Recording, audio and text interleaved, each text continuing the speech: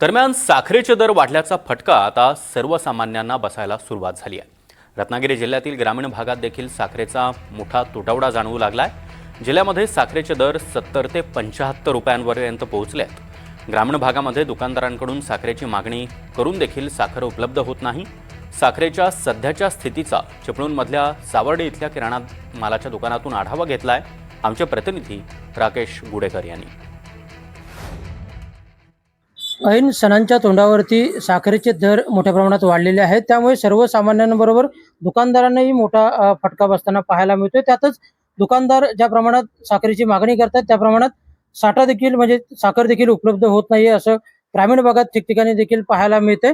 आपण सध्या आहोत ते चिपळूण तालुक्यातील सावर्डे येथील एका दुकानामध्ये आहोत आणि या ठिकाणची ही स्थिती पाहतो, कारण या ठिकाणी देखील दुकानामध्येच साखरेचा तुटवडा निर्माण झालेला आहे। 4 ते 5 दिवस झाले ऑर्डर करून तरी देखील साखर काही आलेली नाही। आपल्यासोबत ग्राहक देखील आहेत, त्याचप्रमाणे दुकानदार देखील आहेत। काय नेमकं सांगाल, कारण तुम्ही आता साखर न्यायला आलेला होतात का, आणि दर वाढले त्या संदर्भात काय सांगाल? काय बोलणार काय, साखरेचे दर भरपूर महाग झालेले आहेत, त्यामुळे गरीबाला हे परवडण्यासारखे नाही आहेत। त्यासाठी काहीतरी सरकारने याचं नियोजन करावं। निश्चितच सर्वसामान्यांना परवडत नाहीयेत हे दर। आपल्यासोबत दुकानदार देखील आहेत।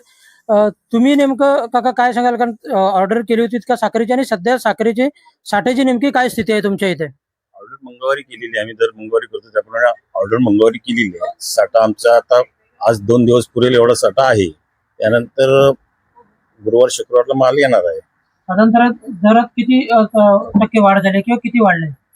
जवळजवळ 50% वाढ झालेली आहे साखरेच्या दरामध्ये, आणि ट्रान्सपोर्टच्यामुळे परत पैसे वाढलेले आहेत। निश्चितच जर आपण पाहायला गेलो तर साखरेचे दर हे गगनाला भिडलेले आहेत, त्यामुळे सर्वसामान्य देखील चिंतित आहेत। त्याचप्रमाणे दुकानदारांना देखील मागणीच्या तुलनेत पुरवठा जो आहे तो काही होत नाही, त्यामुळे दुकानदार देखील ग्रामीण भागातले हे चिंतित असलेले पाहायला मिळत आहेत। राकेश गुडेकर, NDTV मराठी, सावर्डे, चिपळूण, रत्नागिरी। त्यामुळे गोड साखर देखील आता तोंड कडू करू लागली आहे असंच म्हणावं लागेल।